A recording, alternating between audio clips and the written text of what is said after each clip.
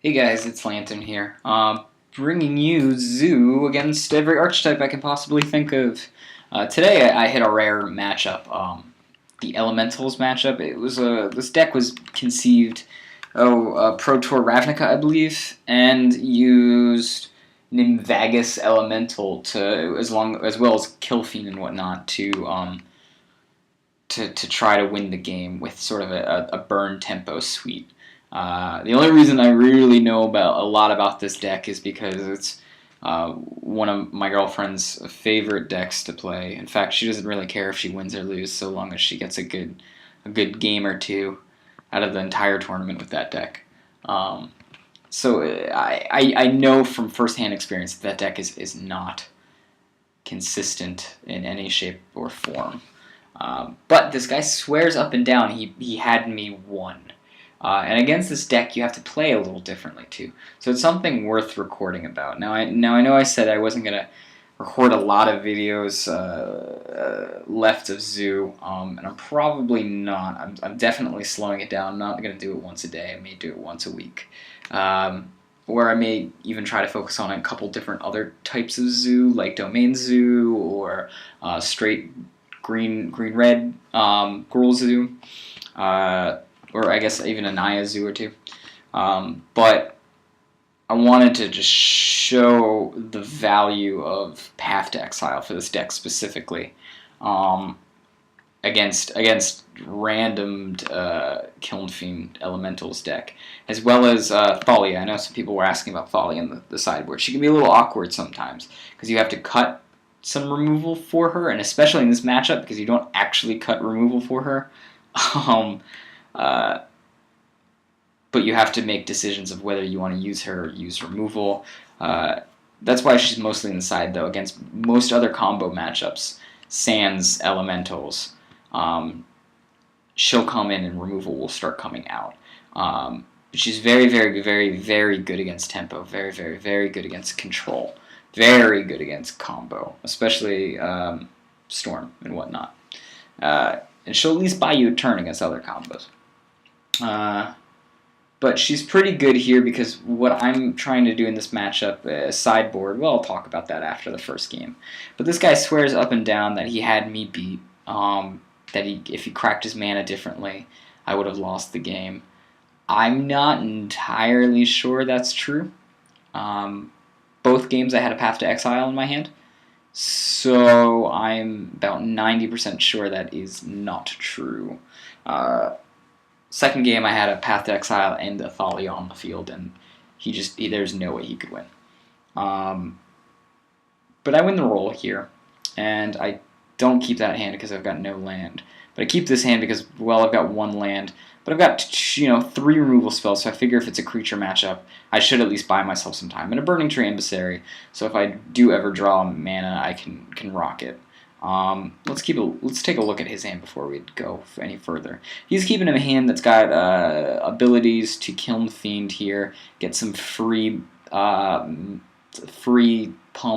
as well as Ground Rift into Tainted Strike. So I guess him saying he cracked it wrong was because he should have gotten a black mana for that turn, but that's like, I'm gonna do the math here.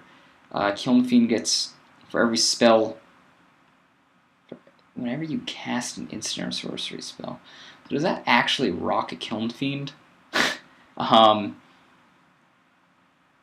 You copy it, so you don't actually cast it. So I don't think that works here, the way he's thinking it does. Best case scenario, let's see, he does Mutagenic Growth, so it gives that 5. Then he does a Tainted Strike, which gives it 6. And then 6 plus 3, so that's 9? 6 plus 3, yeah, 9. And then he Ground Rifts into 10. Okay, so that's how he would have done it. But no, that's not true either. There's no way he could have done that without another free Mutagenic Growth. Because I go ahead here, and I'm 90% sure there's no way he can beat me with a Kiln Fiend on this next turn. Otherwise, I would not have played my Path to Exile. Or I would not have played the Burning Tree Emissary. So I have Burning Tree Emissary here.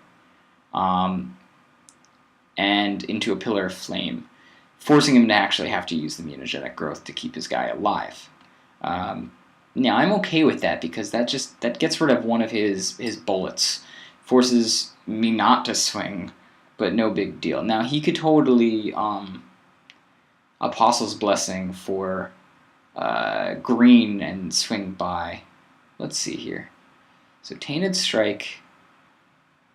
Well, he's got two pumps of 3. That brings it up to 3, 4. 4 plus 3 is 7. And then an 8. With a gut shot, he's got a free 1, so ground. Let's see, with ground drift, he would have gotten, let's see, so 3 threes. Yeah, that would have been 10. But he couldn't have won. No, there's no way he could have. Well, I guess he could have ground drifted. But he couldn't gut shot my other one out of the way. He could have ground drifted after all of that and used the extra abilities to get my guys not to be able to block. Sure. Yes, he could have won that game. Game 1. But now I know what he's up to. I see he's got the Kiln Fiend. He passes the turn. I've got my mana open for Path. I'm not going to make the same mistake I did last time. Because I've got a Path to Exile. And I've got mana to Path to Exile and Lightning Bolt on my turn. And I'm going to let him waste his mana. That's the key to this matchup, is to let him waste his mana. Notice I didn't attack with the Burning Tree Emissary. Truth be told, I probably shouldn't have attacked with either one, but I felt fine going for it. So I get gut-shotted, whatever. He can try to Apostle's Blessing here. Giving it protection from green, giving it protection from red, doesn't matter. Whatever he declares, I can then bolt in response to that. Now he's got no way to save it. There's nothing he can. I mean, he can't even Tainted Strike. He can't ground drift. There's nothing he could do. I think it's funny that he thinks he's like green, red, whatever. I still win. Not really. And even if he managed to do another Apostle's Blessing here, then saying protection from red, I'd then path it, and that would be the end of that game. Even the last turn, he didn't have the Apostle's Blessing open. I could have actually just kept my mana open for the Bolt and the Path, and done that again last turn. The only reason I put out the Burning Tree Emissary was because I didn't feel like he had, a goddish hand to win the game.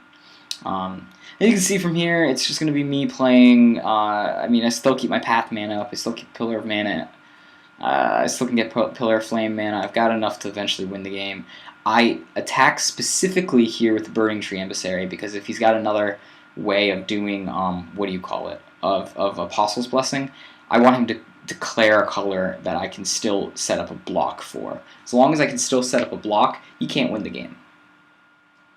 But he's got no outs. Again, that deck runs 9 creatures probably, something like that.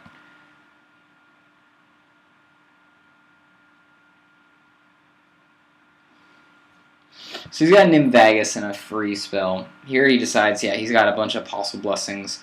You can see my hand in Nimvagus. It's pretty good. Nimvagus is, for all intents and purposes, burn-proof because you can cast a Grataxian Probe and then make him eat it, You do that turn 1, before I even have any mana open.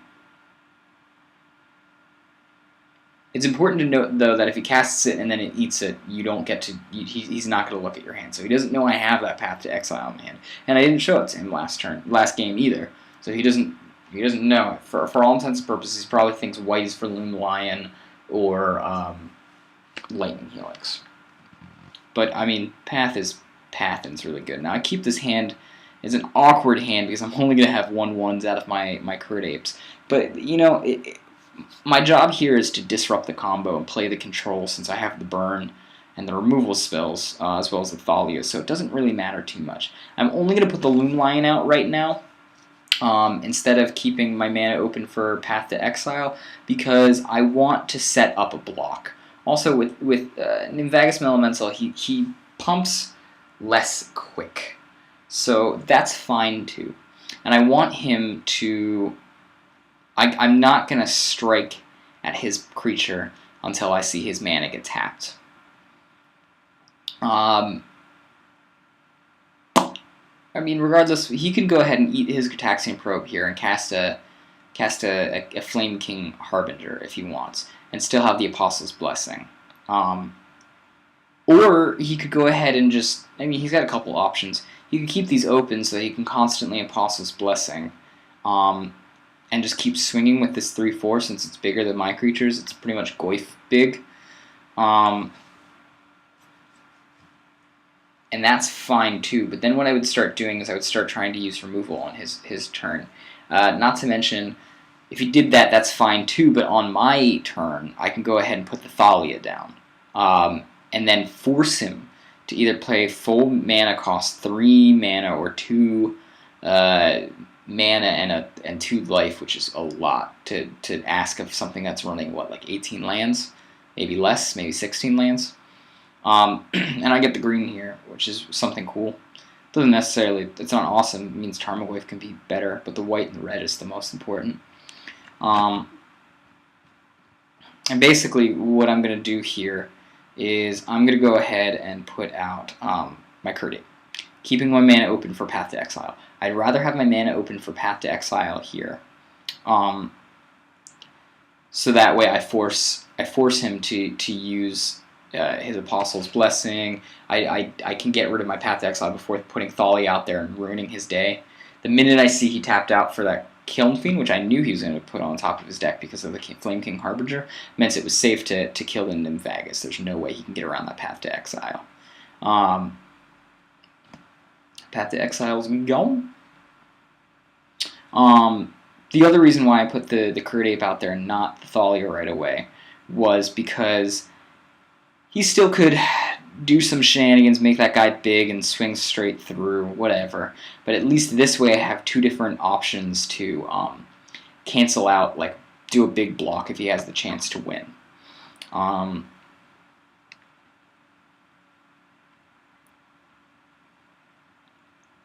Now, Thalia put out there, I'm basically saying that you got to pay full price and extra for your Kiln Fiend pumps, and I'm feeling pretty good. I'm saying at this point there's no way he can win. And again, I keep my colors separate so that Apostle's Blessing can't just blow me out of the game. Also, worth noting, Thalia kills Kiln Fiend no matter how big it is and survives to tell the tale because it's got first strike. But again, that spell cost him 2 life and a mana just to cantrip him. Make his Kiln Fiend bigger and still gets blocked. He cannot pay for Apostle's Blessing now because he doesn't have the full mana to pay for it, even when he draws a card. Probably won't help him out. Does he actually draw the card before he concedes? No, he just concedes. So it's interesting to note, against that deck specifically, you're playing, since it's aggro combo, you're playing sort of more of a control game, especially if you're running a more burn-heavy deck. The reason why is because you're the control. It really is. They're trying to basically do an aggro plan that is twice as fast as your aggro plan. It's hyper aggro, so it's easy to disrupt because of that. It's putting all of its eggs into one basket, and just so happens that Bolt and Helix and Pillar can sometimes ruin that basket, but Path to Exile about 90% of the time sans 1 card in his deck will ruin that basket. It's worth noting that I don't really have anything in my sideboard to stop that. I could side in Vines of Vastwood and target like Kiln Fiend or something to stop it from getting Mutagetic Growth pumped. But that really doesn't do much. I can stop it from getting I guess, Apostle Blessing too. But because yeah, there is that trick, by the way. Do remember that the Vines of Vastwood does not give the creature hexproof. It is not hexproof. What it is the target creature cannot be the target of spells or abilities your opponents control. That's why I side this card in against Twin, because it actually stops Splinter Twin, other than also voiding out their removal and letting me play faster than them. That aside, I mean, it's not really worth it, because then they could... Kiln Fiend still gets pumped off the spell, and Nimbagus can still eat the spell. Blood Moon doesn't really do anything since they're paying life for their spells anyways. Boros Charm, I guess I could make an indestructible creature to block, but that doesn't really get me ahead of the game. It just stalls the game out a little bit longer. Thalia is the best choice here because Thalia takes their free spells and make them actually have to pay mana for it, which is hard in a deck that's running 15, 16, 18 spells, 18 lands top. Mostly 15, 16. It's really that ballsy. Solid Pride Mage doesn't do anything. They don't use the graveyard. It's not like they need any more than 2 mana ever in their lifetime. And their creatures don't have any of the battlefield triggers. So it's a weird deck, and it was built to take down the meta at PT or whatever GP, Pro Tour, Return to Ravnica. It was built to just take a lot of the decks by surprise, but it wasn't able to deal with Jund's burn package. Jund back then, by the way, was not Spirit Jund, it was just Jund. And it rocked 4 lightning bolts, some amounts of Abrupt Decay, some amounts of Maelstrom Pulse, some amounts of Terminate and stuff. And we do have sort of the same amount of removal. We've got Lightning Helix, Lightning Bolt, Path to Exile, which is the MVP in that matchup, and Pillar Flames. So you got a lot. Anyways, guys, I will probably bring you another video sometime, probably later on this week, talking about probably more straight Gruul Zoo versus this white splash. Worth noting, I'm not retiring this white splash by any means. I still think this is the quote-unquote better version of the Gruul Zoo deck. Not that it's better in the meta currently. In fact, I think the pump version of Gruul Zoo currently is the best version for the meta as is, because with all these combo decks and these mid-range decks, you gotta put more of your eggs in one basket and force a little bit of speed in the mix. For what it's worth, mutagenic growth is free, quote-unquote, and does the same amount of damage as Pillar of Flame once applied to a creature. Colossal Growth does 4 damage for 2 mana, quote-unquote, and gets extra mana through, or extra damage through by giving trample onto the creature. Even things like Vines of Vastwood do more damage as a burn spell. So they're faster. Yes, they are weaker because they rely on being on top of a creature. Everyone except for Gruul Clan Ravager. But with the meta being much more combo oriented and sort of like Zoo is focusing more on its speed in order to get by, I don't think the burn heavy version is the best in this current meta. What would make the burn heavy version better? If combo started going down and control started going up, or tempo started going up. Those are the two times that burn heavy Zoo is going to be better. It'll also be better against a more fair metagame. A metagame where there's more varieties of decks out there too, because it's sort of stabilizing itself with the burn, and letting itself not be just killed by removal. But with the meta being as it is, with this heavy focus on pod, heavy focus on twin, heavy focus on Ajundi, I guess is what they're calling it, and heavy focus on scape shift. You're looking at a big game that's not necessarily up Zoo's alley. Zoo's bad against mid-range and really bad against combo. And that's all of them. It's all of the metas, mid-range, and combo. So, until that day that I think it becomes a little bit more fair, I'm just going to put this deck on the back burner. I'll still tweak it, but I'm going to continue some videos just to show some other Zoo stuff. That's not just this white splash of Zoo. I think I've taken it as pretty much as far as it can go. It feels very, very good. Like I said, the only card I can see for in the foreseeable future changing other than sideboard cards is the Boros Charm. And that's it. All right, guys. Thanks.